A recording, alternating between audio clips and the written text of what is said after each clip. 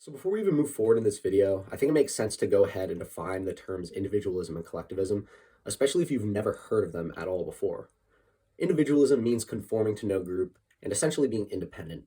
You define your own path and you don't let others interfere with that pathway. Collectivism encourages attachment to a group and praises interdependence. In principle, you're more focused on the interests of the group than your individual self. However, it's important to clarify that individualism does not by any means isolation. There's nothing really saying that an individualist has to be any less social than a collectivist. But as you can see, it makes sense that these are two very different principles, and the tension between the two shows up in many areas of life.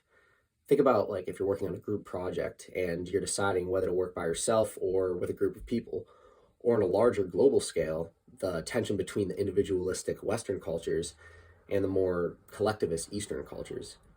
Personally, I've always gravitated more towards independence, but it's hard for me to deny just how important collaboration has been on the world. So, which do you choose? Or should you try to find some sort of happy medium between the two? We'll definitely get to those questions, but first, we should look at the benefits and drawbacks of each of these two philosophies.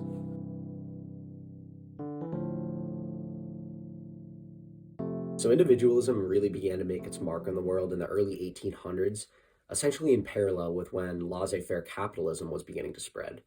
It spread quickly thanks to philosophers like Ralph Waldo Emerson. In his book Selfreliance, Emerson outlines the reasons why one should become an individualist.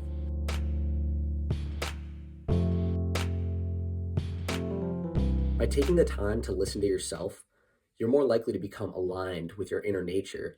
And this alignment is a really important thing that a lot of us neglect. Have you ever heard of the phrase go with your gut? Well, there's some real reason to follow your gut or your intuition. We have tons of influences telling you what to do and how to be and who to follow. So, how do you possibly choose between all of them? Well, the answer might be to go with your intuition.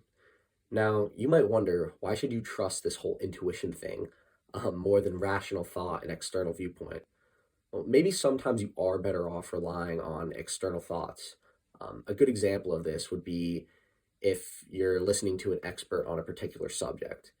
But what I'm really talking about is how to live your life. And when it comes to how to live, there's no right or wrong answer. So the best answer is to live in alignment with how you feel and what you really care about.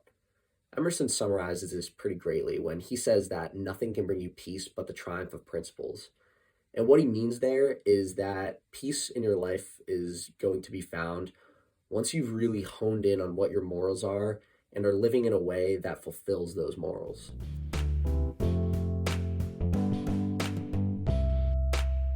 The first reason is the fact that you have more power in yourself than you probably even realize, and individualism will help you harness that power. A scientist might describe this power in terms of the human brain being the most complex thing in the known universe.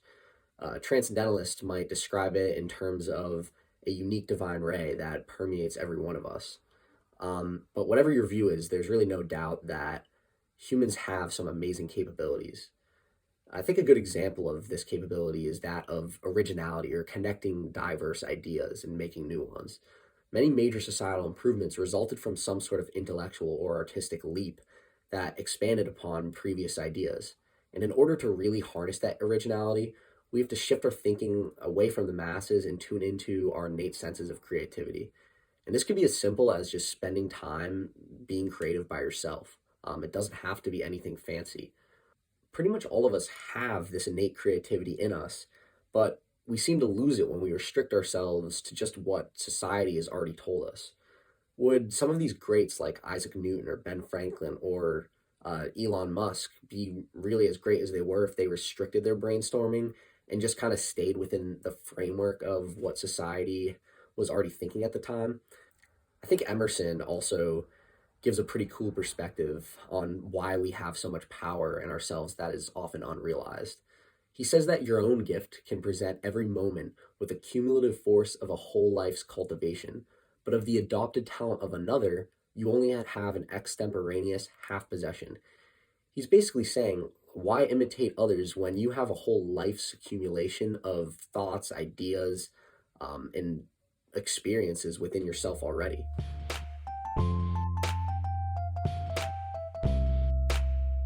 So a big principle within this umbrella of individualism is self-reliance, which is what Emerson's whole book is about.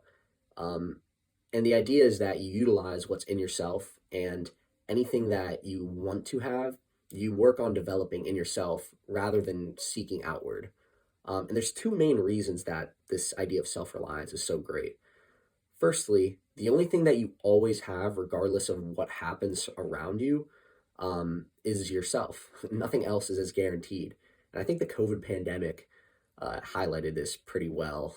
As people became confined more to their own quarters and our dependencies became less accessible, from like a low supply of goods to lack of services to less people to contact, we can no longer be guaranteed on the things that we were just so used to. And if something like that happens again, which it probably will within most of our lifetimes, the self reliant among us will definitely be thankful. Secondly, self reliance is empowering. The system we live in makes us think that we need all these things to live fully, whether it be goods or education or money or popularity or whatever. But if you take a step back, you might find that you don't need as much besides yourself and the earth we live on. And I'm not trying to sound like some guru here, but I really do think that. And you can fulfill your psychological and social and even your self worth and self esteem needs without the complex dependencies that exist in today's world. Those dependencies are just one way to go about it. We've shifted away from this idea of living off your own food, your own knowledge, and the land surrounding us. But doing that means that you're having a simpler life, and for many of us, that might be more empowering. John Jondy's TED Talk on the simplicity of life provides a pretty good perspective on this. Also, psychologically relying on certain things for well being can be a pretty slippery slope, as many of us know. There are just many things that are temporary happiness boosters, especially in today's world, but they're unlikely to provide that long term sustainable gratification that really matters over a whole lifespan.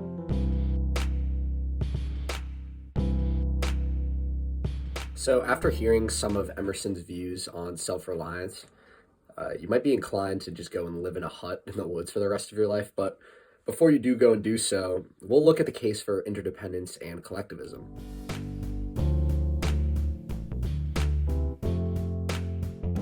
So, the first reason is actually pretty similar to one of the ones we had in individualism, surprisingly. You know how earlier I said that being an individualist helps you to align with your inner nature?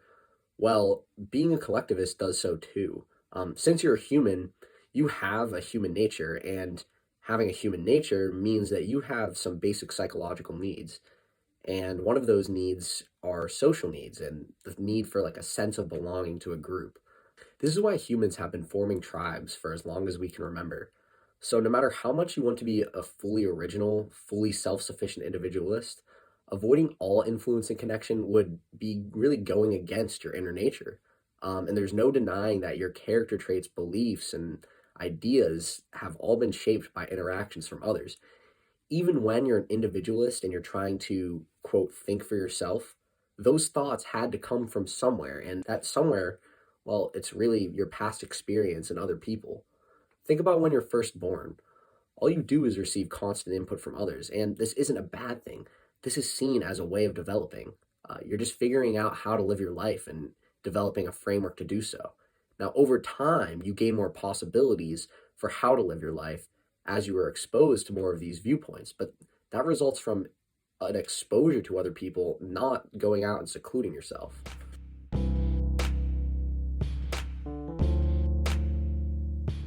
It's important to note that both society as a whole and individuals themselves have actually benefited massively from these collective group efforts that we see so often in humanity.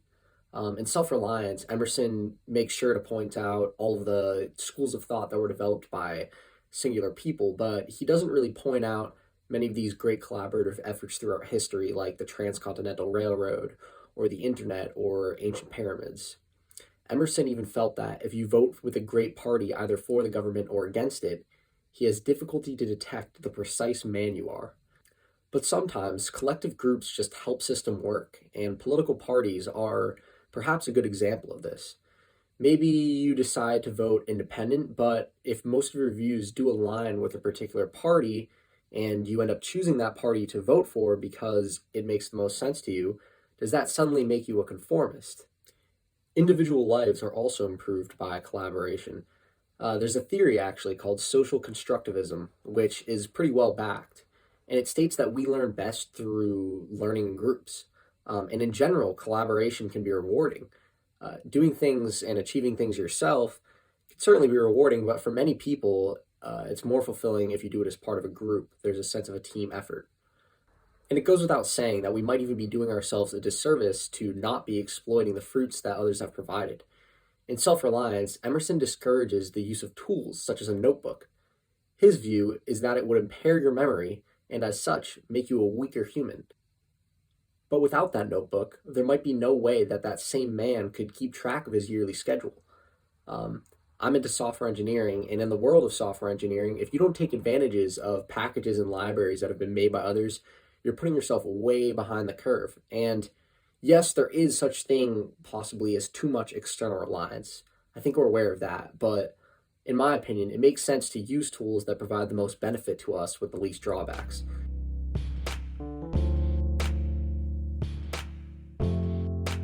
Now, the final point I'm going to make about the benefits of collectivism is a little bit of a generalization. And it's that collectivism encourages openness to diverse viewpoints, while the individualist might prioritize their own ideas and viewpoints, but neglect those of others, which could be immensely helpful to them. Now, think about the number of artists, celebrities, and scientists who cite inspiration as one of their primary reasons for success. And now, as important as tuning into your own feelings might be, there is something to be said about listening to other people, hearing their stories, and collecting a group of ideas to choose from.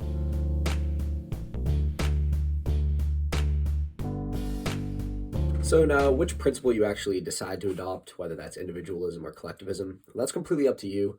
It'll probably be based on things like your morals and your past experience and just who you are. And really, you don't have to choose either one. There's sort of a whole individualist collectivist spectrum that you can exist on. And you can even shift your place on the spectrum depending on the situation. There really are no strict rules here. But I mean, either way, it doesn't hurt to think about where your desired position is on the spectrum and contemplate some ways that you could achieve that position. And in this section, I'll list out what I'll call attributes. And these attributes are essentially going to help you do two things. One is to determine where you already fit on the spectrum, and you can ask yourself where you fit into that particular attribute. Also, the second thing is that these attributes will give you some practical ways into how you can shift more towards individualism or collectivism or somewhere in the middle. But I know that might not make sense. It will make sense in a bit when we get into these attributes.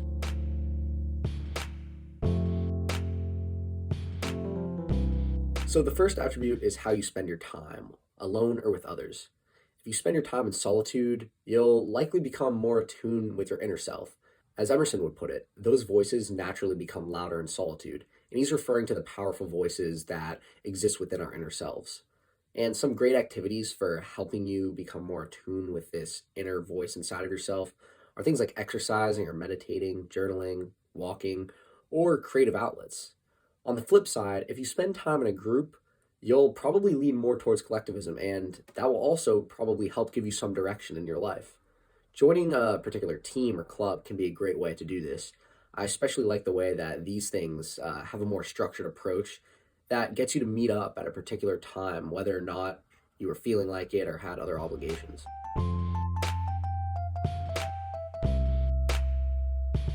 So, a second attribute is what you impact. A defining element of collectivism is impacting others, while an individualist might be more focused on self improvement and individual fulfillment. And the balance between these two sides is really an age old dilemma for which there is no correct answer. On the one hand, serving others is often seen as a moral and religious duty, and oftentimes a direct measure of the overall goodness of a person. On the other hand, many hold the belief that if you ever really want to be able to serve others, you have to care for yourself and think for yourself first, indicating that self improvement and self care should be taking the priority. In Self Reliance, Emerson actually does believe in the importance of serving others. However, he believes that you should be doing it in a very selective way. You shouldn't just do it because it's some sort of duty. A practical example of this might be actually finding a particular volunteering effort or charity that you want to contribute to, rather than just donating mindlessly to any charity or volunteering.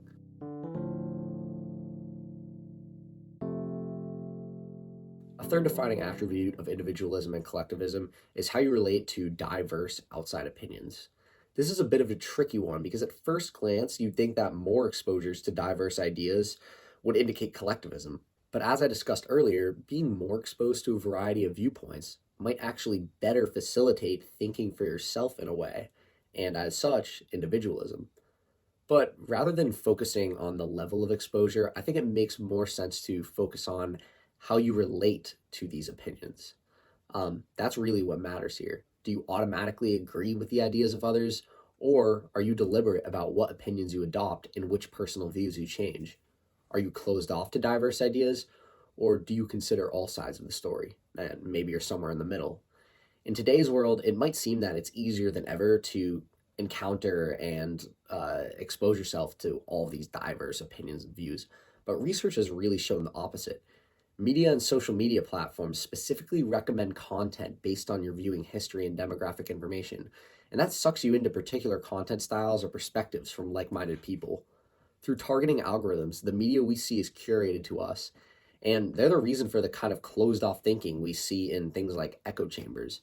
Now, this might not entirely a bad thing. It can even be fun to, develop a passion for a particular sort of content. But as alluded to earlier, if you want to truly be an individualist, then you won't fare well if you're secluded inside of a bubble. You'll have to make a deliberate effort to switch up content you consume and meet and talk to different people. When browsing YouTube, for example, don't just sort by the most popular content. Make sure you're, receiving both popular and unpopular opinions and media. This attribute is certainly one of the trickier ones to take control of on the list, but it is important if you care about this individualism and collectivism thing.